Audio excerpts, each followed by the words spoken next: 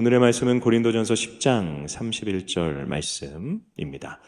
함께 읽어보겠습니다. 시작. 그런즉 너희가 먹든지 마시든지 무엇을 하든지 다 하나님의 영광을 위하여 하라. 요한복음 6장 28절입니다. 그들이 묻되 우리가 어떻게 하여야 하나님의 일을 하오리이까? 예수께서 대답하여 이르시되 하나님께서 보내신 이를 믿는 것이 하나님의 일이나 하시니. 아멘. 오늘도 우리에게 말씀 전해주실 목사님은 어제에 이어서 박은조 목사님이십니다. 어제 말씀을 통해서 제 개인적으로 너무나도 큰 은혜를 받았습니다. 여러분, 하나님의 자녀들이죠. 조카처럼 살면 안 됩니다. 네, 오늘도 목사님 귀한 말씀 전해주실 텐데요. 우리 귀한 목사님 우리 교회 보내주신 하나님께 감사드리며 또 목사님을 환영하며 우리 박수로 맞이하겠습니다.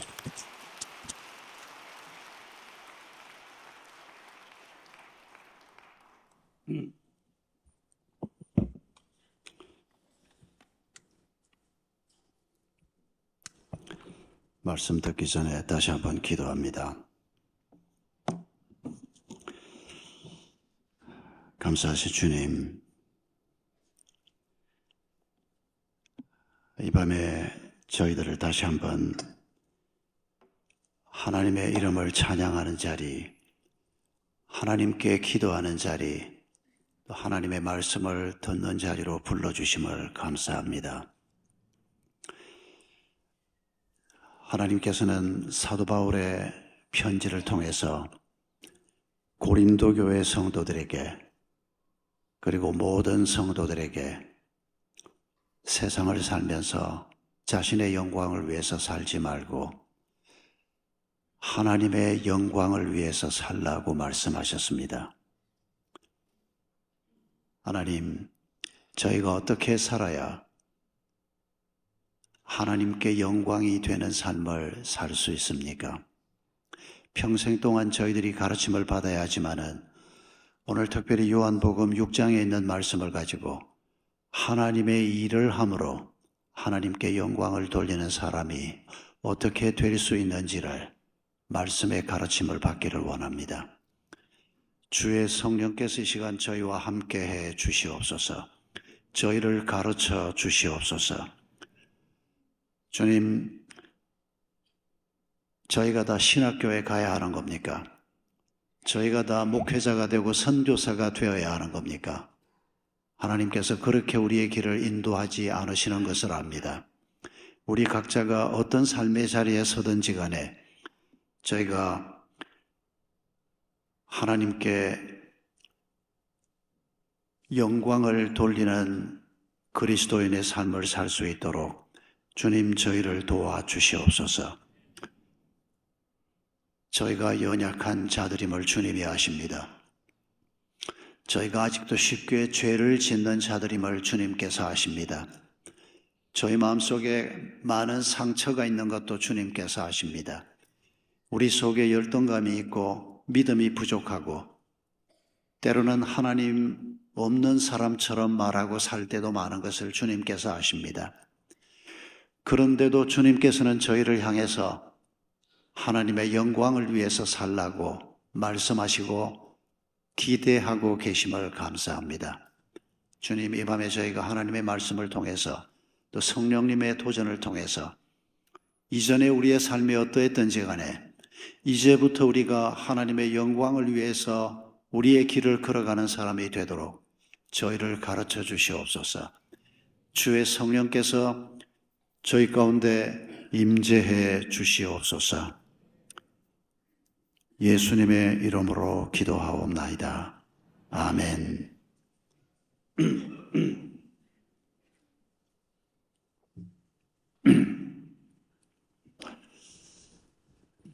사도 바울이 고린도 교회 성도들에게 편지를 썼습니다.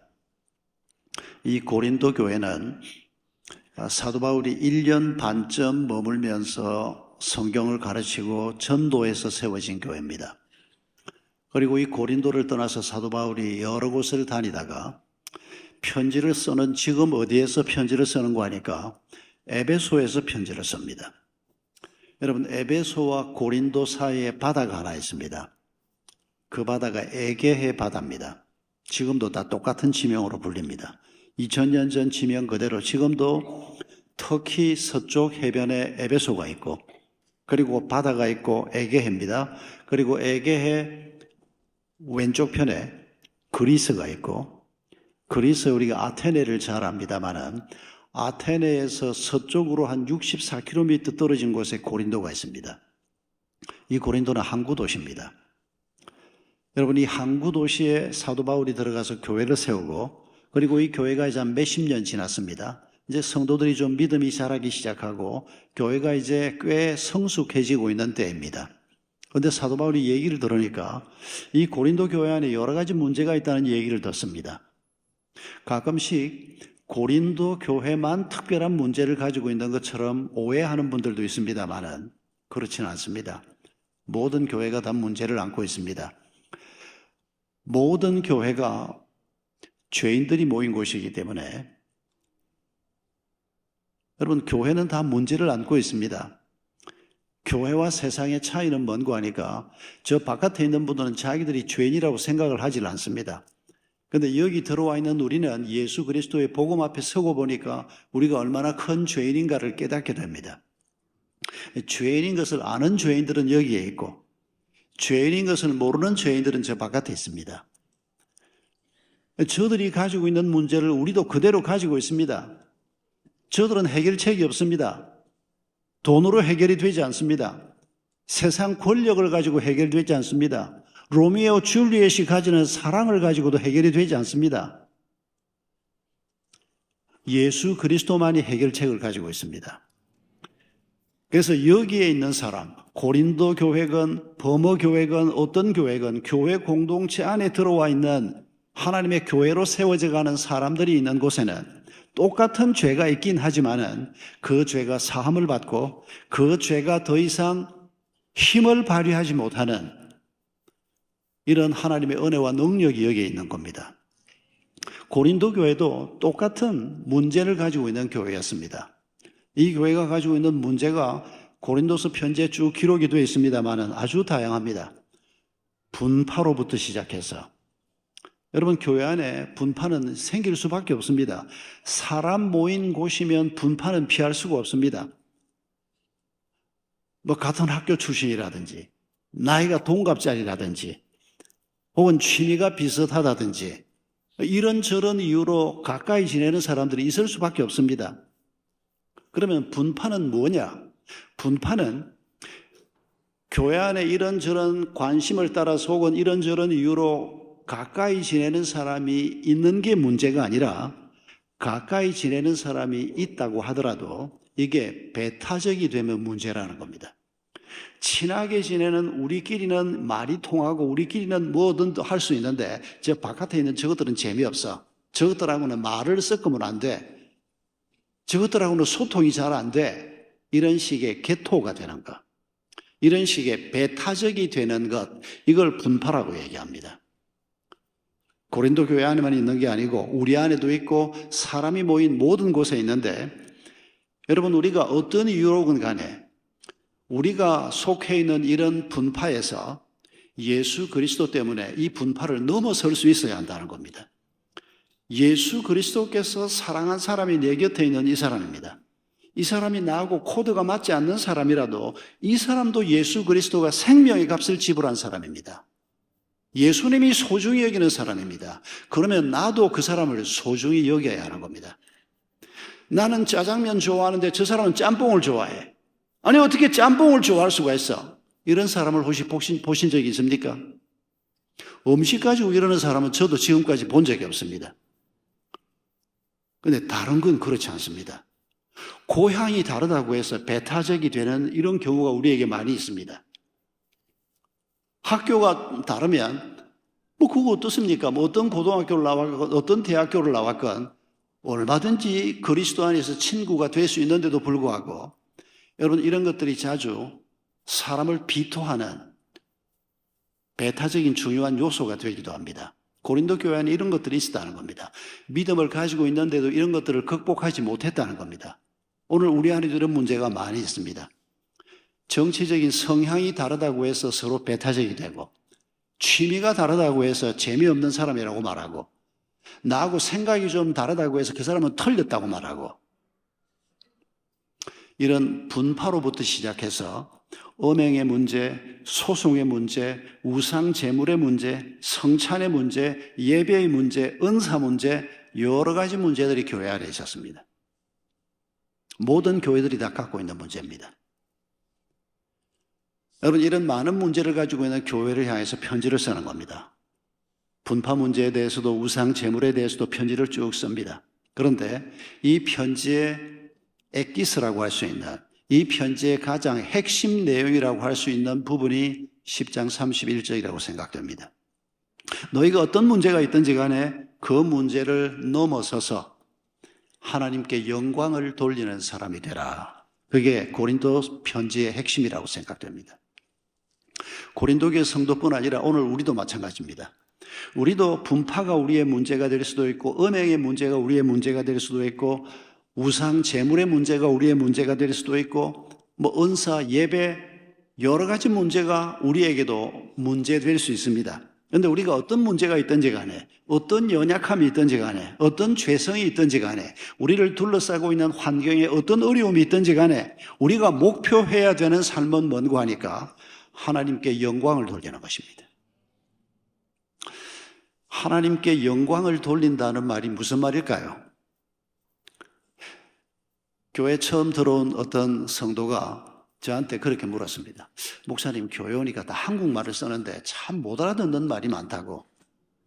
무슨 말을 못 알아듣겠냐 그러니까 그분이 처음 했던 말이 영광을 돌린다는 말이 무슨 말입니까? 여러분, 누가 이렇게 물으면 뭐라고 답할 겁니까? 우리는 교회 안에서 익숙한 용어로 쓰고 있는데 나는 알 것 같긴 한데 설명을 하려고 하면 설명이 잘 안 되는 이런 표현들이 참 많습니다. 구속받았다 그러는데 아니 이게 잡혀간다는 소리인지, 처음 듣는 사람은 한국말을 유창하게 하는 사람인데도 무슨 말인지 모르는 경우가 참 많습니다. 여러분, 하나님께 영광을 돌린다라고 하는 말은 누구든지 알아듣기 쉽게 말하려고 하면 하나님을 기쁘시게 한다. 감이 확실히 오십니까? 아니, 그런데 신앙생활을 해보니까 하나님은 기뻐하시는 것 같은데 나는 별로 기쁨이 없더라. 이런 경우에는 어떻게 되는 거냐? 하나님이 오르십니까? 내가 오르십니까? 하나님하고 나하고 맞추어 볼 때 하나님하고 나하고 다르다고 생각이 될 때 믿음이 있는 사람이면 항상 어떤 태도를 취해야 합니까? 하나님은 절대 틀릴 분이 아니시다. 하나님은 언제나 옳은 분이시다. 그러면 내가 바꾸어야 하는 겁니다. 하나님이 내 편이 되어달라고 하지 말고 내가 하나님 편이 되어야 하는 겁니다. 하나님이 기뻐하시는데 나는 지금 별로 안 기쁘다. 그러면 나한테 문제가 있는 겁니다. 이런 상황일 때도 우리가 하나님께 기쁨이 되는 길을 걸어가면 결국 우리에게 기쁨이 될 것입니다. 그게 믿음입니다. 우리가 그 믿음을 갖지 못하면 하나님의 말씀을 어떻게 따라갈 수 있겠습니까? 여러분, 고린도 지역에 있는 성도들에게 하나님을 기쁘시게 하는 삶을 살아라 라고 말씀했다는 것이 특별히 의미가 있는 것은, 사실 고린도 지역은 어떤 지역보다 복잡한 곳이었습니다. 항구 도시라고 말씀드렸지 않습니까? 여러분, 오늘 항구 도시하고 2000년 전 항구 도시하고는 차이가 굉장히 많습니다. 2000년 전에는 비행기도 없고 기차도 없었고 버스도 없었습니다. 중요한 수송 수단은 배였습니다. 그러니까 옛날에는 항구 도시 그러면 다른 어떤 게 없기 때문에 항구에 사람들이 모입니다. 항구에 배가 들어오고 항구에 사람들이 모이고 항구에 돈이 들어오고, 사람들이 모여 있으니까 거기에서 쾌락 산업이 일어나고, 거기에서 많은 사람들의 필요에 따라서 장사가 일어나고, 전 세계에서 고린도 같은 곳에서는 사람이 들어오니까, 그런데 여기 들어와서 사람들이 하루 이틀 있다 가는 게 아닙니다. 그 당시에 배들은 요즘 배 같지가 않아서 배를 만드는 기술도 항해술도 굉장히 약할 때입니다. 지중해 정도의 바다를 가로질러 갈 수 있는 배가 그 당시에는 한 척도 없었습니다. 전부 해안을 따라서 가야 합니다. 그리고 큰 배가 없었습니다. 왜냐하면 배를 만드는 기술이 그때는 발달되어 있지 않았기 때문에 나무를 가지고 배를 만들지 않습니까? 못을 쓰지를 못했습니다. 그 당시에는 못이 없었습니다. 나무를 연결을 하는데 어떻게 연결을 하는 거니까 홈을 파는 겁니다. 한쪽은 홈을 파고 한쪽은 그 홈 속에 집어넣을 수 있는 모양으로 만들고 거기다 악교를 칠합니다. 그래서 악교를 넣어서 나무와 나무를 연결을 하는 겁니다. 이 악교가 붙어있는 부분을 말려서 선체를 조금 더 크게 만드는 겁니다. 그런데 이 배가 항해를 하다 보면 사흘, 나흘, 일주일 물속에 있다 보면 악교가 풀립니다. 그러면 어찌해야 됩니까? 빨리 항구로 들어가야 됩니다. 계속해서 물속에 있으면 배가 흩어집니다. 배가 해체가 됩니다. 그러니까 항구에 들어와서 다시 배를 손을 보아서 그리고 그 배가 출항할 때까지 기다리는 날짜가 꽤 깁니다. 이건 2000년 전 항구 도시는 이런 그 당시의 문화나 기술의 수준 때문에 많은 사람들이 모여서 결국 자기들 우상을 섬기는 신전도 모든 항구 도시에 각종 신전이 다 있습니다. 고린도에도 그랬고 모든 항구에서 다 그랬습니다. 그리고 거기에서 일주일, 2주일 기다리는 건 보통이니까 거기에서 술도 마시고 쾌락을 즐기고 온갖 일들이 벌어지는 곳이 바로 항구 도시들이었습니다. 이런 도시에 들어가서 바울이 교회를 세운 겁니다. 시골에 사는 사람들보다 훨씬 복잡한 정신없이 세상이 팽팽팽 돌아가는 이런 곳에 살고 있는 사람들을 포함해서 모든 그리스도인들에게 너희가 어떤 상황이 있든지 간에 하나님을 기쁘시게 하는 삶을 살아라. 이런 명령을, 이런 가르침을 우리에게 주고 있는 것입니다. 여러분, 하나님을 기쁘시게 하기 위해서 우리가 어떻게 하면 좋을까요? 하던 일 다 그만두고 전부 신학교 가서 공부하고 목회자가 되든지 선교사가 되기를 하나님이 원하실까요? 아닙니다. 그렇게 다 가고 나면 소는 누가 키울 겁니까? 그렇게 다 가고 나면 회사는 누가 나가고 밥은 누가 지을 겁니까? 하나님께서 우리 각자에게 적절하게 다 일을 맡기시는 겁니다. 여러분, 우리 개신교의 성도들이 믿는 것은 우리가 가지는 모든 직업과 우리의 삶은 하나님의 콜링에 따라서 이루어진다고 믿습니다. 목회자가 되고 선교사가 되는 사람들에게만 콜링이 있는 게 아닙니다. 주부로 부름을 받는 것도 콜링이고 모든 직업들도 콜링이라고 우리는 표현합니다. 보케이션이란 말이 사실은 콜링에서 나온 말입니다. 우리를 회사로 부르시는 분도 하나님이십니다. 돈 많이 주는 회사면 내가 간다. 아닙니다. 그리스도인들은 그렇게 움직이지 않습니다. 돈을 최고로 생각하는 사람은 돈 많이 주는 곳이면 무조건 움직이고 돈이 되는 일이면 하고 돈이 안 되는 일이면 안 하지만은 그리스도인은 그렇게 생각하는 사람이 아닙니다. 그리스도인은 돈을 많이 주든 적게 주든 하나님이 가라 그러면 가고 하나님이 멈추라 그러면 멈추고 하나님께서 이 직업으로 네가 섬기라 그러면 그 직업으로 가는 거고 그 부르심이 선교사로 부르는 것이나 목사로 부르는 것과 똑같은 하나님의 부르심이라는 것을 잊지 말아야 합니다. 그리고 우리가 보냄을 받은 그 세상 속 삶의 자리에서 우리가 하나님을 기쁘시게 하는 삶을 사는 것, 이게 우리 삶의 목표라는 것입니다. 여러분, 우리가 이원론적 사고방식을 가지고 신앙생활을 하는 경우가 하나님을 기쁘시게 하는데 굉장히 큰 장애물이 됩니다.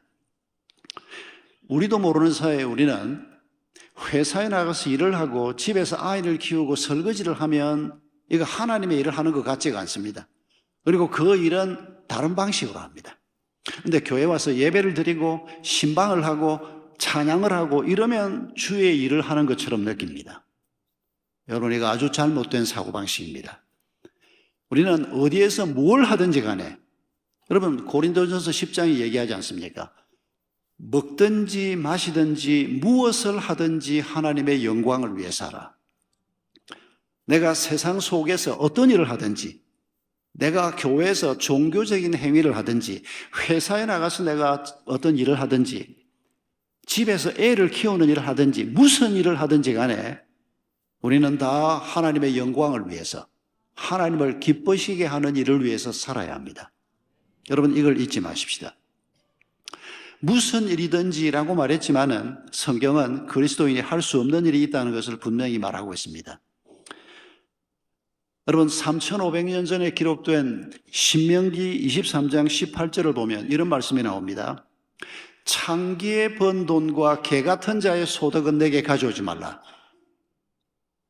그 당시에 직업이 그렇게 많지 않았는데 창기에 번 돈, 개 같은 자의 소득은 하나님이 받지 않는다. 여러분, 이게 무슨 뜻입니까? 뭐든지 해서 돈 많이 벌면 된다. 내가 뭐든지 해서 하나님께 헌금 많이 하면 될 거 아니냐? 여러분, 이런 사고방식은 하나님이 기뻐하지 않습니다. 하나님은 우리의 돈을 요구하는 것이 아니고 우리 자신을 원하십니다. 우리가 돈을 가지고 하나님을 기쁘게 하겠다? 아닙니다. 돈은 하나님을 기쁘시게 할 수가 없습니다. 그 돈을 어떻게 벌고 어떤 마음으로 주님 앞에 드리는가, 내가 하나님을 기쁘시게 할 수 있습니다. 돈이 목표가 아닙니다. 돈이 중요하지만은 여러분, 돈에게 넘어가면 안 됩니다. 돈이 워낙 힘이 강하다 보니까 우리가 세상을 살면서 우리도 모르는 사이에 돈도 섬기고 하나님도 섬기는 이런 우를 범할 때가 굉장히 많습니다. 그런데 우리가 그걸 깨닫지 못할 때가 많습니다. 예수님이 만몬과 하나님을 동시에 섬길 수 없다고 말씀했는데 그 만몬이 바로 물질입니다. 우리가 마음속으로는 하나님을 섬기기 위해서 필요한 돈이라고 생각을 하지만은 실제 삶에서는 이 돈이 너무 힘이 세다 보니까 나도 모르게 돈을 하나님만큼이나 중요하게 생각하는, 그래서 이 돈이 우리에게 우상이 되고 이 돈이 우리에게 때로는 하나님보다 더 힘센 존재로 우리 속에 자리를 잡습니다. 지금 간단한 테스트를 한번 해봅시다. 여러분, 입 밖에 답은 내지 말고 여러분 마음속으로만 생각을 하고 정직하게 여러분 자신에게 답해 보십시오. 내 질문에 대해서. 부모님 여러분, 여러분이 앞으로 자식을 잘 키우려고 하면 하나님이 나한테 돈을 좀 넉넉하게 주시면 내가 이 아이들에게 잘 먹이고 과외도 잘 시키고 내 아이들을 잘 키우는데 돈이 절대적으로 중요하다. O입니까? X입니까? 마음속으로는 답하셨죠?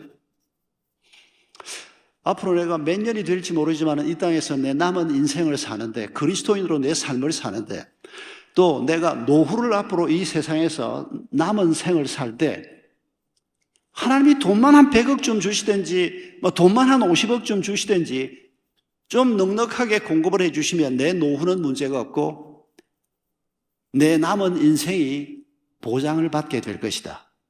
O입니까? X입니까? 여러분, 돈의 힘이 너무 세서 우리가 O 쪽으로 마음이 끌려갈 때가 굉장히 많습니다. 아니, 이왕 신앙생활을 하면서 하나님이 돈을 좀 넉넉하게 주시면 내가 헌금도 좀 많이 하고 걱정 안 하고 살 수 있지 않을까? 여러분, 잘 분별하셔야 합니다. 우리가 돈을 그 정도로 의지한다면 이미 돈은 하나님만큼이 아니 하나님 이상으로 우리 속에 들어와 있는 겁니다. 이미 우상이 되어버렸는지도 모릅니다. 여러분, 돈이 우리의 삶을 보장해 주지 않습니다. 하나님만 우리의 삶을 보장해 줄 수 있습니다. 하나님 외에는 어떤 것도 영원하지 않습니다. 돈도 영원하지 않고 건강도 영원하지 않고 우리의 모든 관계도 영원할 수가 없습니다. 그런 것들은 의지할 수가 없습니다. 필요하면 하나님께서 공급하실 겁니다. 건강이든 물질이든 직업이든 무엇든. 오직 하나님만 우리가 의지해야 한다는 것을 잊지 말고, 그래서 우리가 돈에 대한 태도도 많이 벌면 벌수록 좋다, 그게 아니고 정당하게 하나님이 주시는 돈은 내가 감사함으로 받지만은 부당하게 버는 돈은 나는 벌지 않는다. 여러분, 이런 바른 태도가 있어야 합니다. 여러분, 오늘 젊은이들이 직업을 가질 때도 돈만 많이 주면 내가 어디든지 가서 일하지, 그러다 보니까 자기의 영혼을 팔아서 직업을 갖는 경우가 굉장히 많습니다. 굶어 죽을 수는 없습니다. 우리가 일해야 합니다. 그런데 우리가 그 일을 하면서 그 일 속에서 하나님을 기쁘시게 하는 이런 길을 우리가 함께 모색하면서 돈에 대해서 주의하고 그 외에도 우리가 이원론적 사고방식이나 주의해야 할 일들이 많습니다만은 본론으로 들어가겠습니다. 여러분, 우리가 어떻게 하면 하나님을 기쁘시게 하는 삶을 살 수 있을까 하는 것을 요한복음 6장 28절, 29절 말씀을 중심해서 조금 더 생각해 보려고 합니다. 어떤 사람들이 예수님에게 와서 이런 질문을 했습니다. 우리가 어떻게 해야 하나님의 일을 할 수 있습니까? 라고 물었습니다. 우리가 하나님의 일을 하면 하나님이 기뻐하실 것입니다. 그런데 우리가 하나님의 일을 하지 않고 사람의 일만 하고 있으면 하나님은 기뻐하실 수가 없습니다. 우리가 하는 모든 일이 어떻게 하면 사람의 일 혹은 사람만의 일이 아니고 하나님의 일이 되게 할 수 있습니까? 이 질문에 대한 예수님의 답이 무엇입니까? 28절에 하나님의 보내신 자를 믿는 것이 하나님의 일이다 이렇게 말합니다. 하나님이 보내신 분이 누굽니까? 예수님입니다. 예수님을 믿는 것이 하나님의 일이다. 여러분, 이 말뜻을 우리가 오늘 밤에 조금 더 깊이 생각해 보려고 합니다. 예수님을 믿는 믿음과 설교가 무슨 관계가 있을까요? 지금 제가 설교를 하고 서 있습니다. 여러분, 설교는 하나님의 일입니까? 한 분도 답을 안 하시네요. 잘하셨습니다. 그냥 설교가 하나님의 일이냐라고 묻을 때 함정이 있을 수가 있습니다. 여러분, 설교에서 예수님을 믿는 믿음이 왜 필요할까요? 설교를 듣는 사람에게도 설교하는 사람에게도 예수님을 믿는 믿음이 설교와 무슨 관계가 있을까요? 여러분, 설교는 하나님의 말씀을 해석하고 전하는 것입니다. 사람을 많이 모으는 게 아닙니다. 또 모인 사람의 마음에 막 감동을 주어서 이 인간들을 내가 원하는 쪽으로 좀 끌고 갈 수 없을까? 그런 목표를 위해서 설교를 하게 하는 게 아닙니다. 하나님의 말씀을 설명하게 하고 하나님의 뜻이 무엇인가를 드러내 보여주고 우리를 향한 하나님의 목적이 뭔가를 함께 깨닫는 것이 설교의 목적입니다. 그게 설교의 주인이신 하나님이 하시는 일입니다. 그러면 설교하는 사람은 뭘 생각해야 됩니까? 이 설교의 주인이신 하나님, 예수 그리스도께서 내게 이 사람들에게 설교를 하게 하셨다. 이런 태도가 먼저 필요합니다. 그러면 하나님, 내가 어떤 설교를 해야 하는 겁니까? 내가 어떻게 설교를 전해야 하는 겁니까? 하나님을 의지하면서 하나님께서 주시는 메시지가 뭔가를 기다리면서, 그래서 사도 바울이 고린도 교회 편지를 쓰면서 내가 너희들에게 두렵고 떨림으로 말씀을 전했다 이런 표현을 한 적이 있습니다. 여러분, 이게 설교를 할 때 사도 바울도 고린도 교회에서 성경을 가르칠 때 굉장히 떨었는가 보다 이렇게 생각하면 여러분, 그건 반도 맞지 않는 겁니다. 설교자에게 물론 청중에 대한 두려움이 있습니다. 특히 젊었을 때는 청중에 대한 두려움이 더 크기도 합니다. 그런데 사도 바울은 노련한 설교자였습니다. 여러분, 사도 바울이 말씀을 전할 때 두렵고 떨림으로 말씀을 전했다. 이게 청중에 대한 두려움도 조금은 있을 수 있지만은 더 큰 두려움이 무엇이었을까요? 내가 나를 설교자로 세우신 하나님의 말씀을 따라서 잘해야 할 텐데 혹시라도 내가 하나님의 마음에 어긋나는 짓을 하지 않을까, 내 마음이 교만해진다든지 혹은 내가 하나님이 의도하지 않은 잘못된 말씀을 나도 모르게 전한다든지 오직 순수하게 하나님의 말씀만 전하는 자가 되게 하소서. 이런 생각을 가지고 단에 설 때 하나님 앞에 말씀을 전하는 책임이 두려운 책임일 수밖에 없습니다. 듣는 사람도 마찬가지입니다. 오늘 그 설교자 재미없더라. 오늘 설교자가 참 재미있더라. 여러분, 우리가 설교를 두고 얘기할 때 주로 재미있더라, 재미없더라를 가지고 많이 얘기합니다. 설교에서 재미는 그렇게까지 중요하진 않습니다. 재미있으면 물론 더 좋죠. 그런데 재미있어도 내용이 없으면 어떡할 겁니까? 그건 잘못된 겁니다. 설교에서 핵심이 뭡니까? 듣는 사람들에게는 오늘 어떤 설교자를 세웠든지 간에 하나님께서 오늘 내게 어떤 말씀을 주시려고 하나, 하나님에 대한 기대를 가지고 우리가 설교를 듣고 또 설교를 할 때 이게 바른 믿음의 자세입니다. 이런 태도를 가지고 설교를 하고 이런 태도를 가지고 설교를 들으면 그 설교는 듣는 것도 하나님의 일이 될 수 있고 전하는 것도 하나님의 일이 될 수 있는 것입니다. 여기에서 벗어나면 설교가 사람의 일로 끝나고 말 가능성이 얼마든지 있습니다. 여러분의 결혼 생활이 하나님의 일이 되어야 합니다. 여러분, 우리의 삶에서 교회 생활도 중요하고 직장 생활도 중요하고 이런저런 중요한 게 많지만은 결혼을 한 모든 사람에게는 결혼 생활이야말로 우리 삶에서 가장 중요한 부분이라고 말하지 않을 수가 없습니다. 그런데 우리 부부의 결혼 생활이 하나님의 일이 되지 못한다면 우리는 신앙생활에 실패하는 겁니다. 그러면 결혼 생활에서 예수를 믿는 믿음은 무엇일까요? 결혼에 대해서 예수님께서 뭐라고 말씀하시는가를 믿는 것입니다. 여러분, 에베소서 5장 21절부터 부부에 관한 말씀을 가르치는데 결혼의 목적이 뭐라고 예수님이 말씀합니까? 여러분, 결혼하신 여러분, 또 앞으로 결혼하려고 하는 여러분, 왜 결혼하셨습니까? 왜 결혼하려고 합니까? 행복하게 살려고? 아닙니다. 결혼의 목적은 행복이 아닙니다. 여러분, 에베소서 5장 27절, 28절을 보면 하나님이 왜 우리를 부부로, 왜 결혼 생활을 하게 하는 거 하니까 흠도 티도 없는 영광스러운 하나님의 교회로 세우기 위해서라고 말합니다. 하나님을 닮게 하기 위해서라고 말합니다.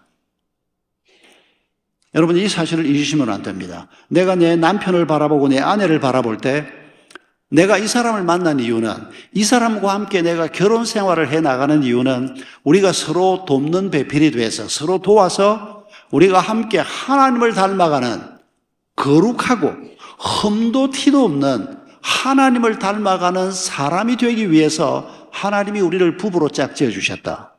여러분, 이게 에베소서 5장이 가르치는 결혼의 목적입니다. 이 목적을 믿음으로 받아들이시겠습니까?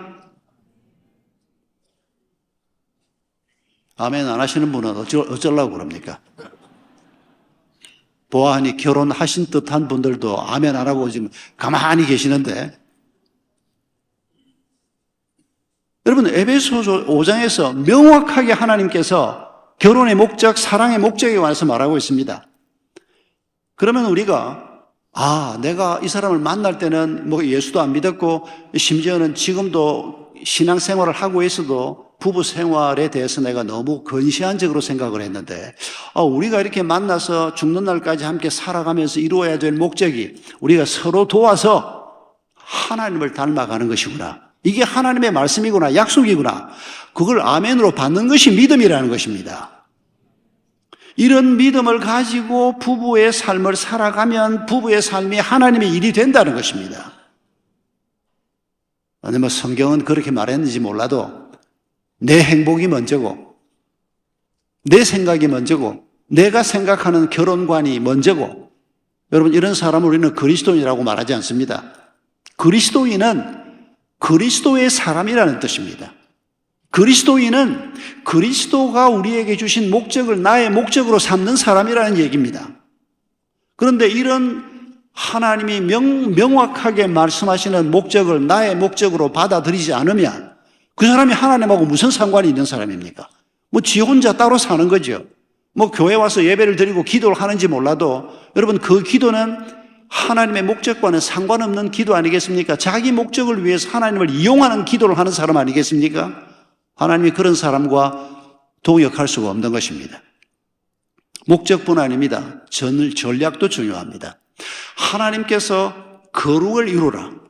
이 거룩을 목표로 해서 살면 행복은 그 결과로 우리에게 주어지는 것입니다. 그런데 이 거룩을 목적으로 하는데 에베소서 5장 21절 이하에서 두 가지 전략을 우리에게 가르칩니다. 서로 복종하라, 서로 사랑하라. 여러분, 부부는 서로 복종하는 겁니다.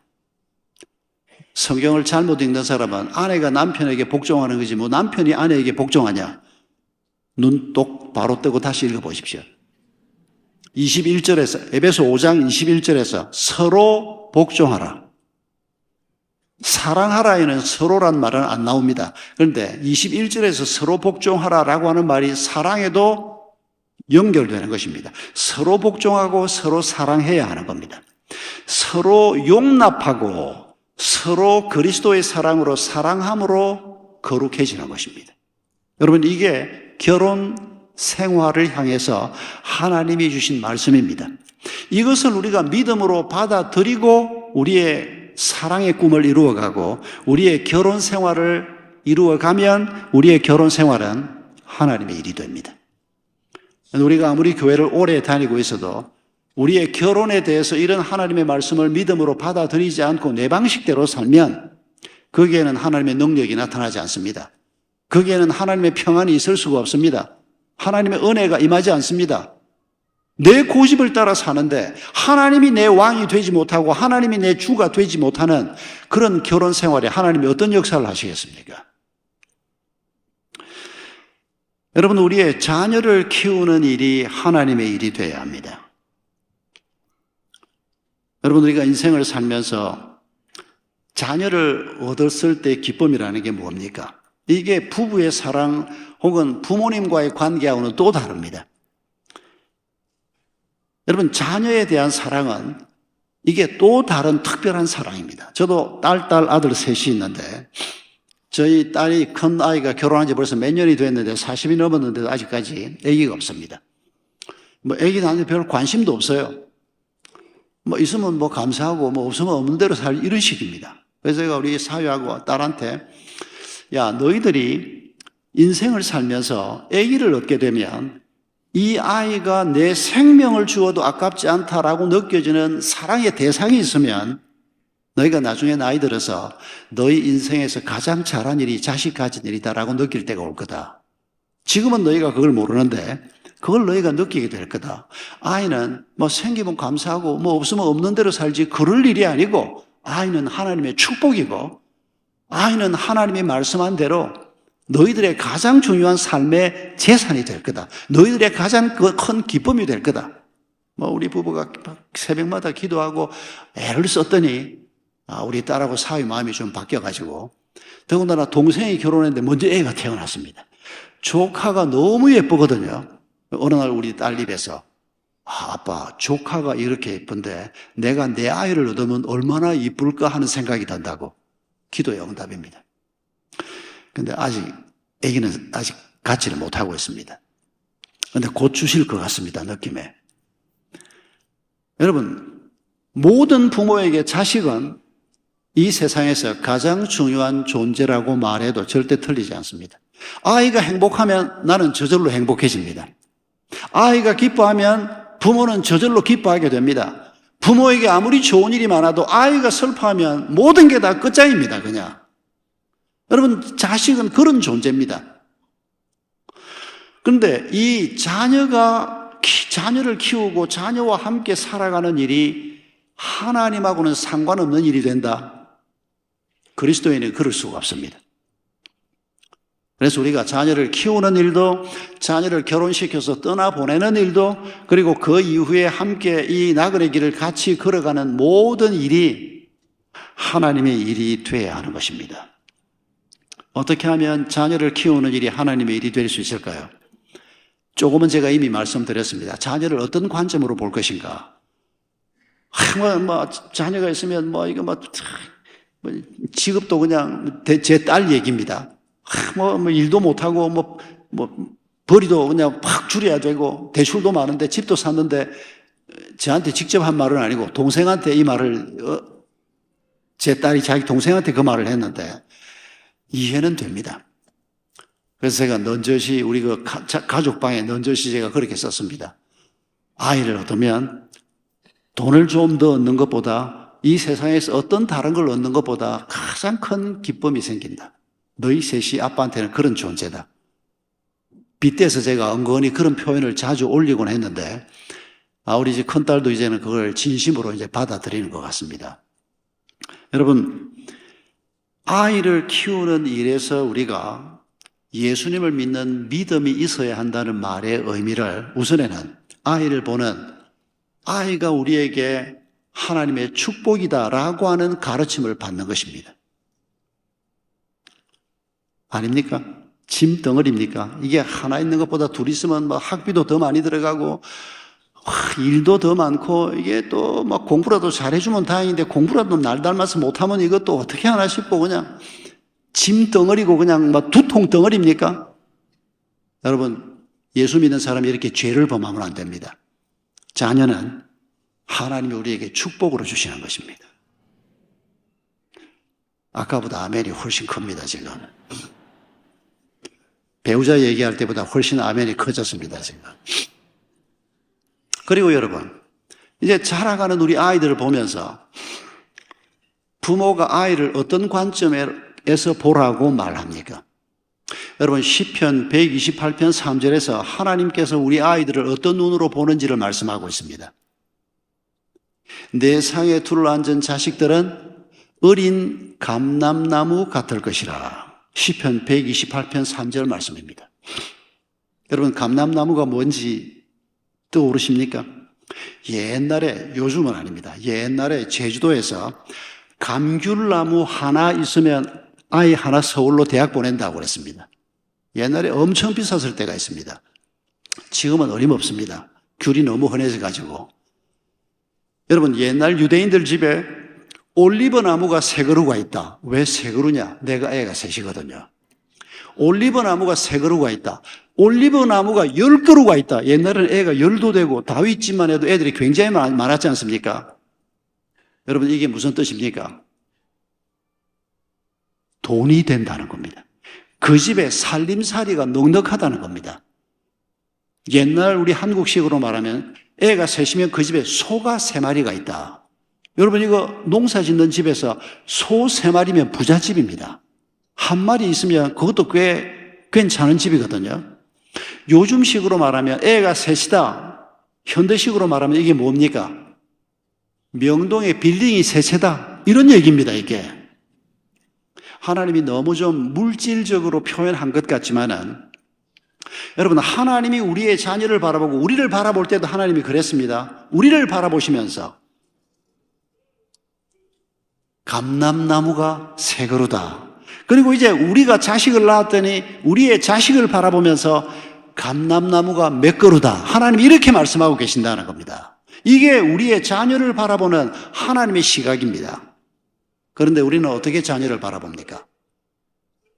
아유, 저거는 공부도 못하는 게 아니에요. 아유, 저거는 성질도 못된 게 저게 뭐가 되려나 저게. 여러분, 우리가 하나님하고는 전혀 다르게 우리의 자녀가 문제가 좀 있다고 해서, 우리의 자녀가 약점이 좀 있다고 해서 이런 관점에서 아이를 바라보고 심지어 말까지 막 합니다, 그냥. 아이고, 저거를 누가 낳았나, 그냥. 그러면 애한테 돌아 나올 말이 뭡니까? 누가 낳아달라 그랬어? 그 말이 듣고 싶어서 그 말을 하는 겁니까? 여러분, 이런 죄를 범하면 안 됩니다. 하나님이 보는 관점으로 우리 아이들을 축복해야 하는 겁니다. 아이들이 문제가 없을 수 없습니다. 우리도 다 문제가 있는 것처럼. 야, 네가 공부하는 머리는 조금 부족해도 네가 다른 거 잘하는 거 있잖아. 틀림없이 있습니다, 아이들이. 야, 너는 몸은 좀 약해도 하나님이 너를 축복하실 거야.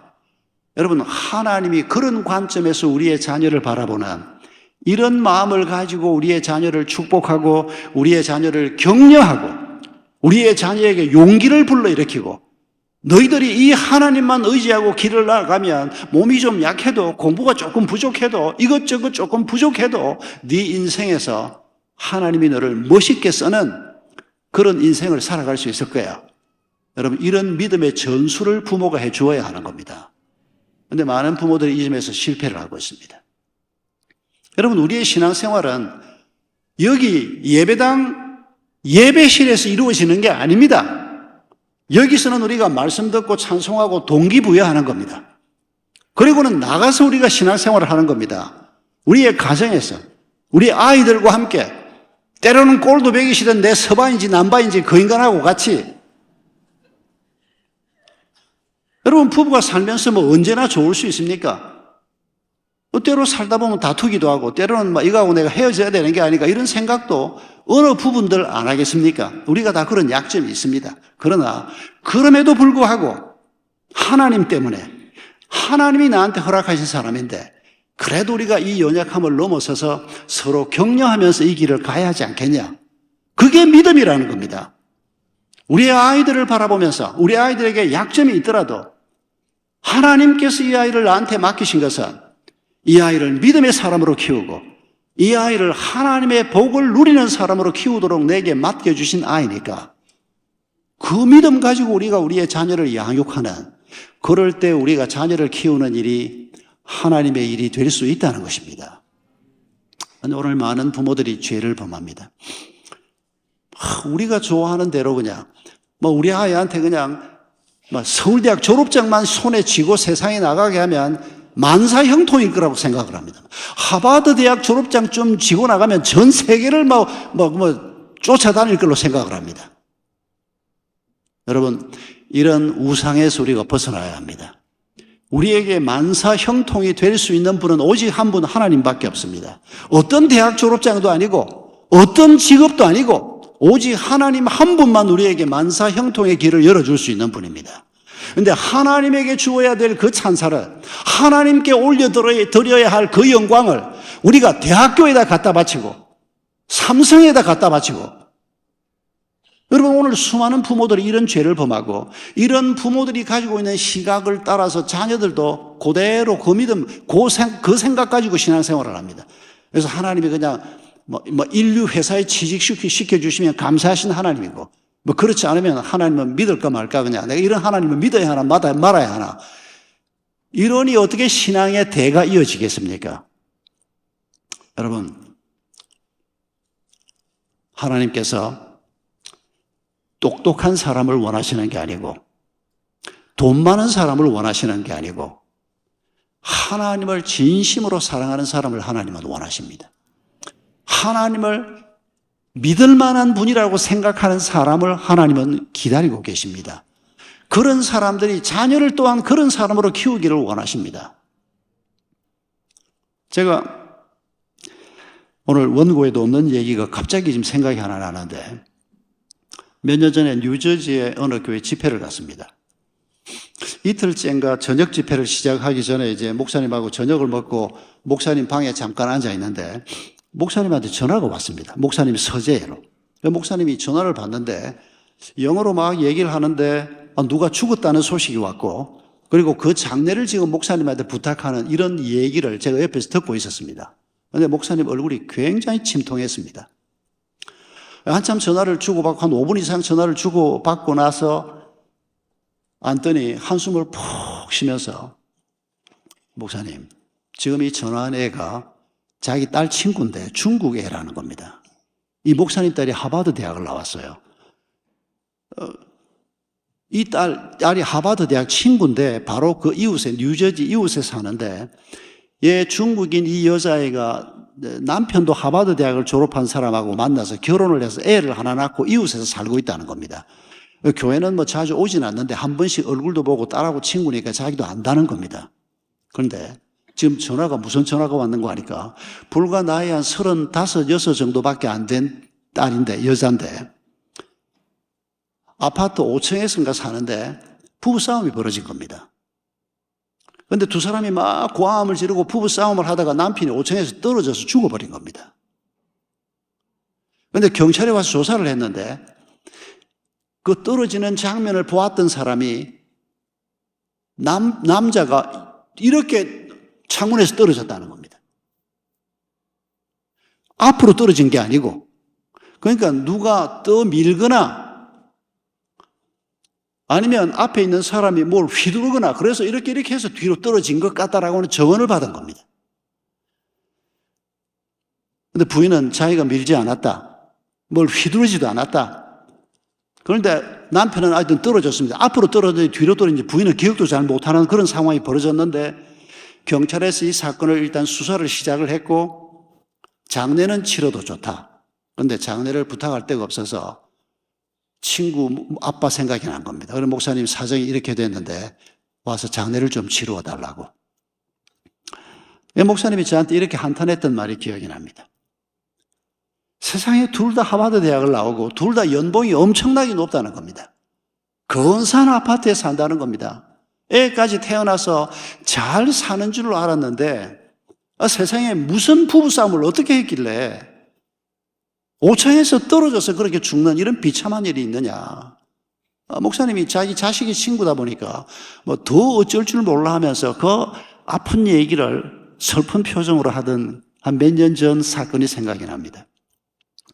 여러분, 대학교가 우리 자녀들의 인생을 보장해 주지 못합니다. 좋은 직장이 우리의 자녀들을 담보해 주지 못합니다. 우리가 하나님의 일을 할 때, 하나님이 기뻐하시는 일을 할 때, 하나님과 마음이 하나가 될 때 우리에게도 기쁨이 있을 것이고 하나님의 보호하심이 우리에게 있을 것입니다.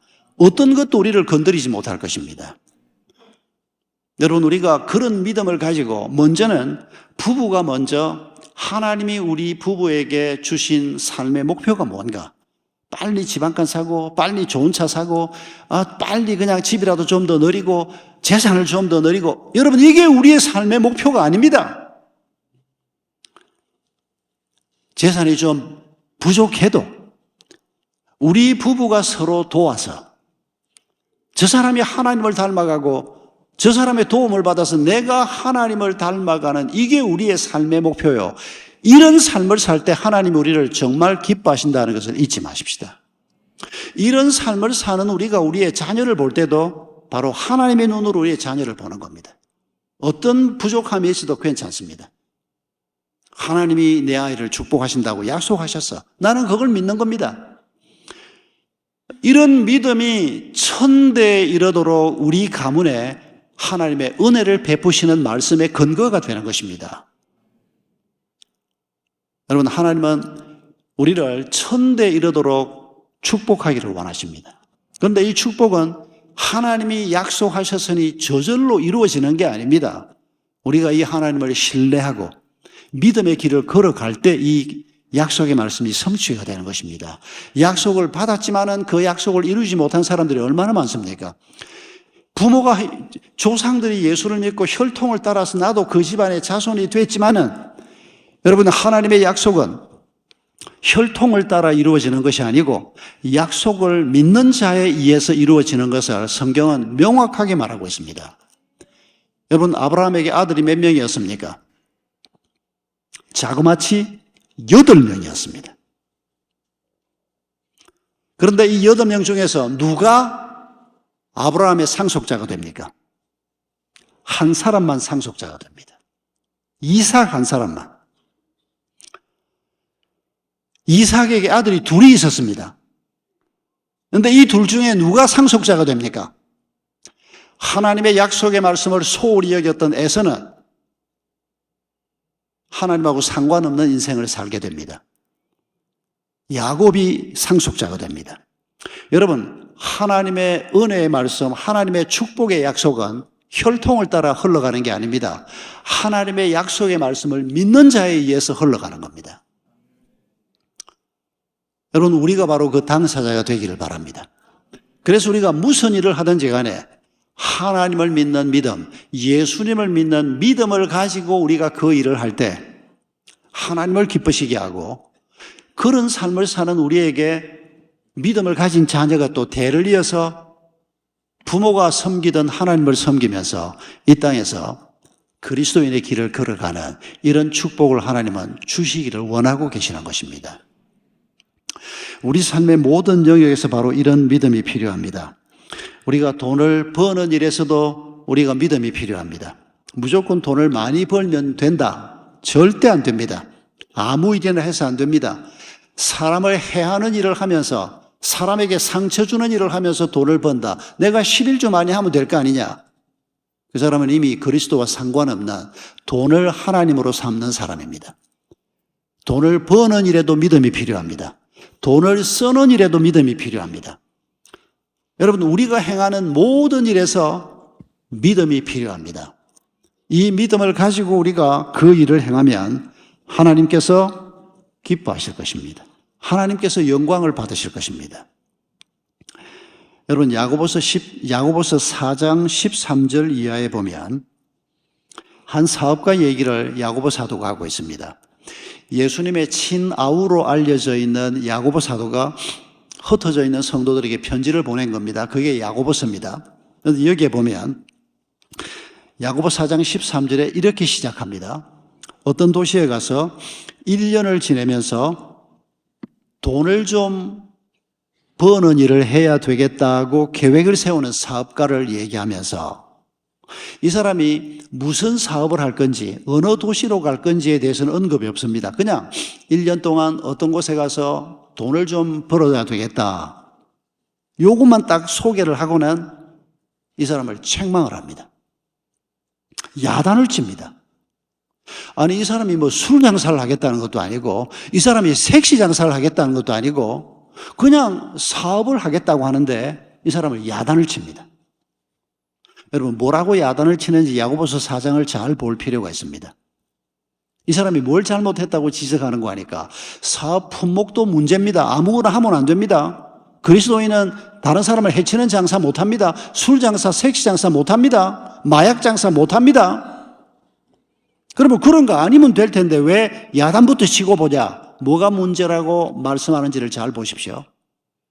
이 사람아, 네가 아침 이슬 같은 존재인데, 여러분, 아침 이슬, 아침 안개는 해가 뜨면 순식간에 없어지는 겁니다. 잠깐 있다가 없어지는 존재입니다.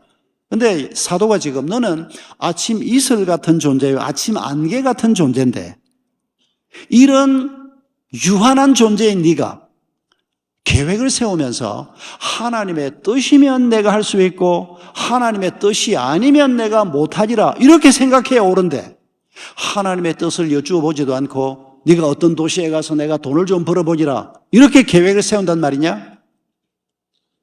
하나님의 뜻인지 아닌지를 묻지 않고 있는 이 사람을 책망하고 있는 겁니다. 여러분, 다윗을 왜 우리가 기억해야 합니까? 왕이기 때문에?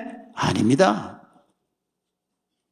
여러분, 다윗을 하나님이 우리에게 소개할 때 그가 하나님의 뜻을 얼마나 열심히 묻는 사람인지를 집중적으로 기록하고 있습니다.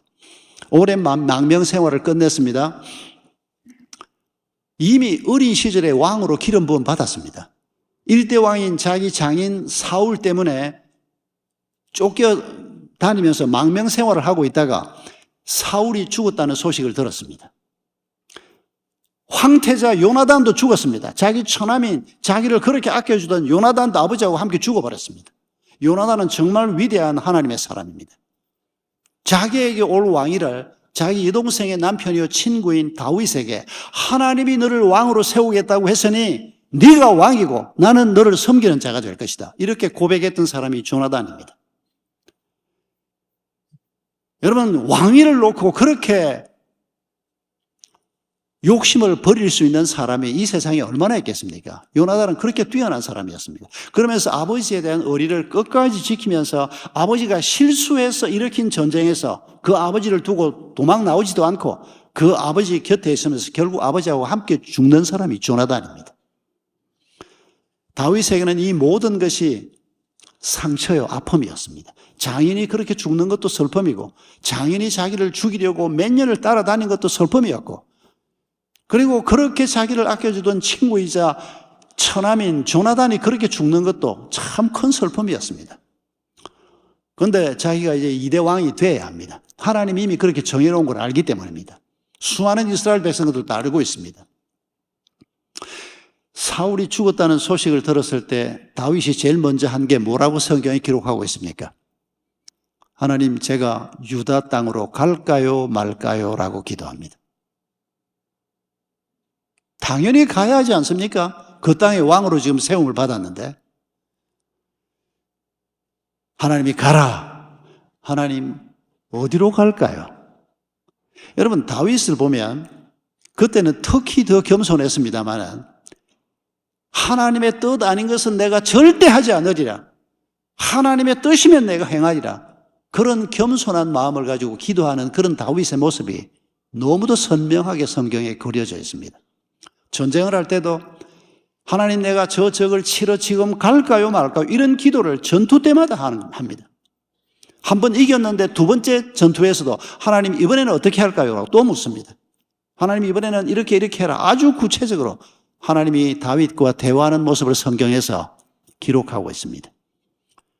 여러분 야고보 4장에서 한 성도가 사업을 하는데 이 사람에게는 그런 모습이 보이질 않는다는 겁니다. 그래서 야고보가 우리에게 너희가 어떤 일을 하든지 간에 하나님 내가 이것을 할까요 말까요? 하나님이 기뻐하시는 일이면 내가 하겠고 하나님이 기뻐하시지 않는 일이라면 내가 절대 하지 않겠습니다. 아무리 돈이 많이 생기는 일이라도 돈보다 하나님이 내게 더 중요하니까 하나님이 하라고 하지 않으면 내가 안 하겠습니다. 하나님 할까요 말까요? 여러분 우리에게 늘 이런 기도가 필요합니다. 이게 바로 우리의 믿음입니다.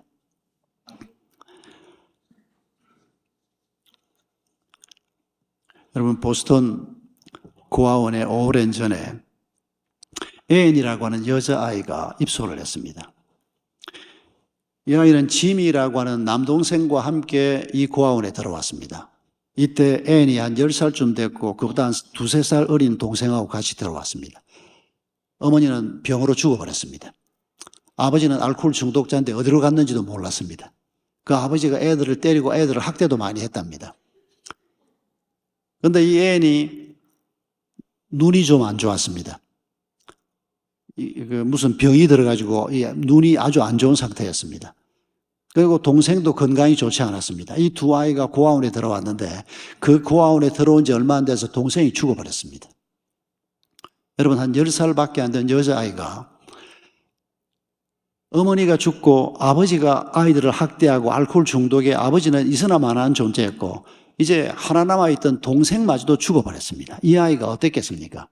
완전히 애가 멘붕 상태에 빠졌습니다. 울고 고함을 지르고 음식도 먹지 않고 눈은 점점 나빠져서 아예 보이지 않게 되고 그리고 나중에 실어증에 빠집니다. 이 아이를 감당을 할 수가 없어서 병원에 아마 이 고아원하고 함께 딸려있던 병원이 아닌가 싶었는데 옆에 있는 병원에 보냈는데 병원에서 어떻게 이 아이를 돌볼 수가 없어서 병원에서 애를 포기를 해버립니다.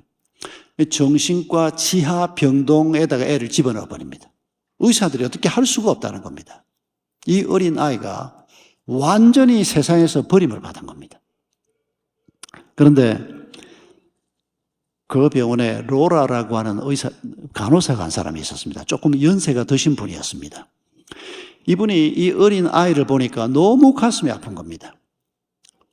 그리고 이분이 원장한테 부탁을 합니다. 내가 이 아이를 좀 돌보면 안 되겠냐? 그렇게 하라 그럽니다. 아무도 손을 댈 수가 없으니까 이 로라가 매일 이 아이를 찾아갑니다.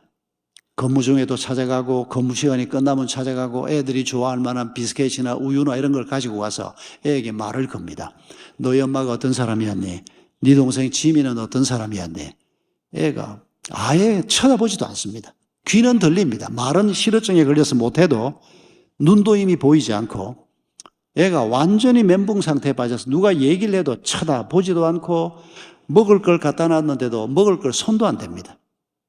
그러거나 말거나 로라가 너무 가슴이 아파서 이 아이에게 예수를 전해야 하는데 자기도 자식을 키운 사람인데 이 아이를 엄마가 보면 얼마나 가슴이 아플까 이런 안타까움 때문에 180 며칠을 매일 찾아갑니다.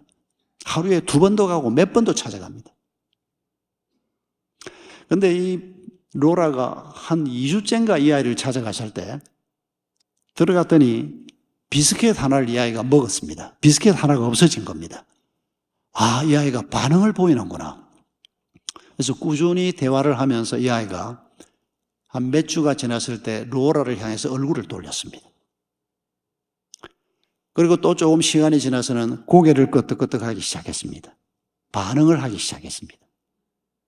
180 며칠을 매일 이 아이한테 드나들면서 이 아이가 실어증에서 조금씩 말을 하기 시작했습니다.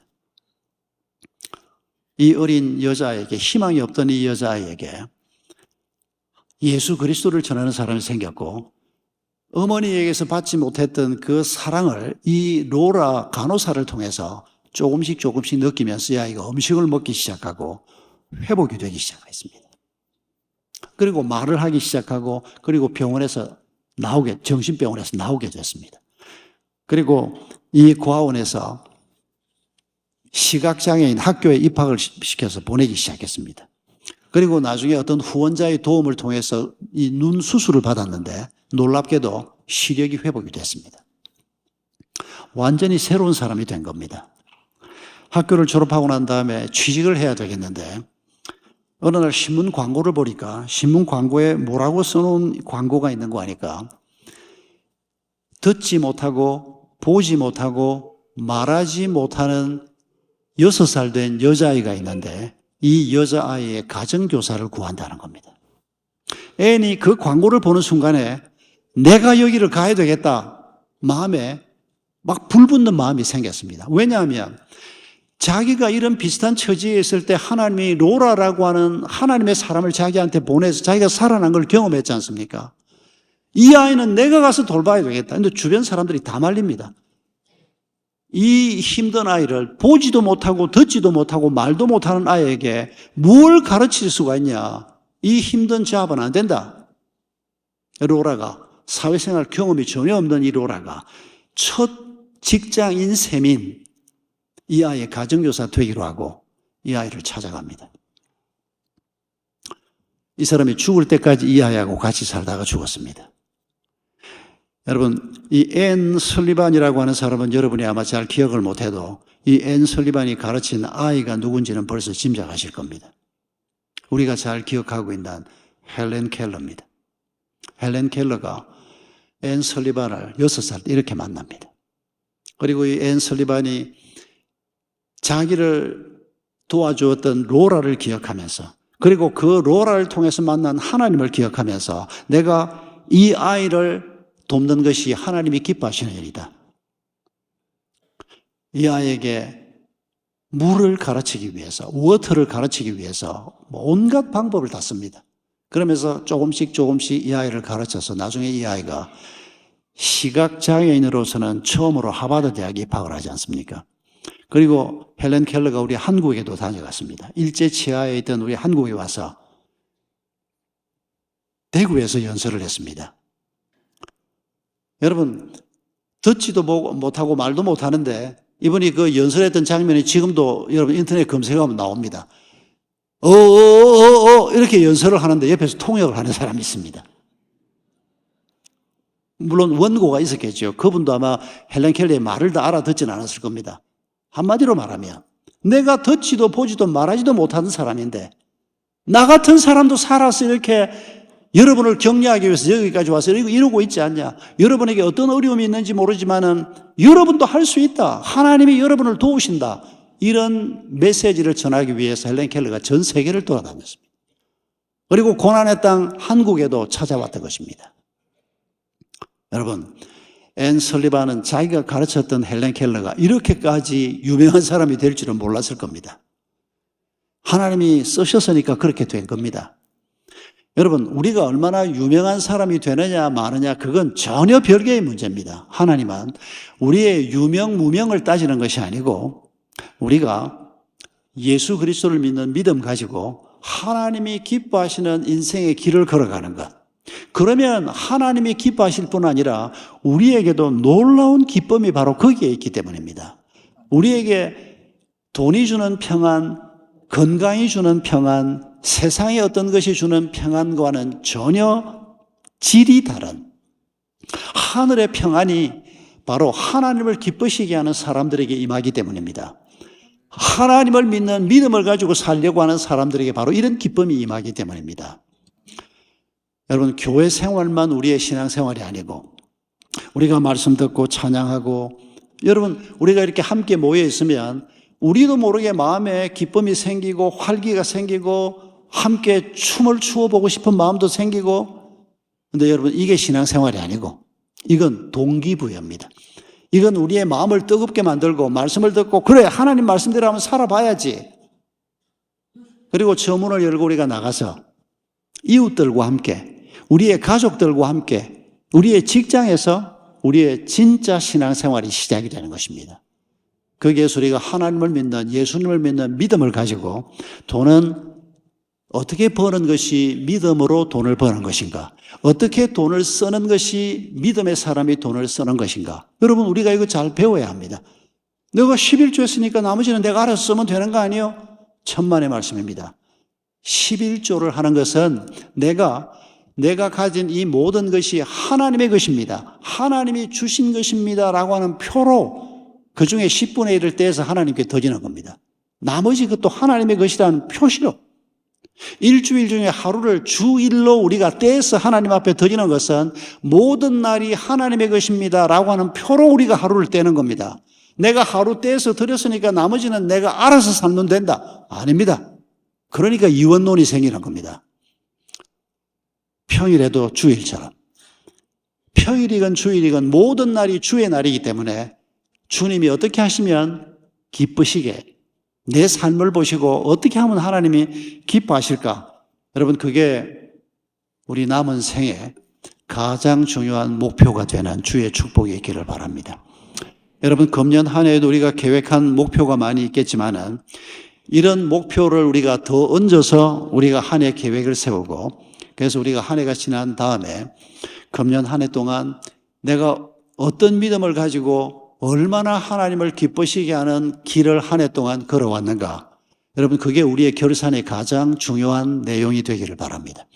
그럴 때 우리에게 우리의 통장 잔고하고는 상관없이, 우리의 성진과는 상관없이, 우리의 학업 성적과도 상관없이, 뭐 그런 것도 물론 높이 올라가면 더 감사하고, 그러나 그런 것과 상관없이 우리의 마음에 누구도 뺏을 수 없는 평화가 임하고, 우리의 마음에 세상 어떤 곳에서도 얻을 수 없는 놀라운 평강이 임하는 것을 금년에 이 믿음과 함께 여러분이 경험하는 축복이 있기를 바랍니다. 우리 함께 기도하십시다.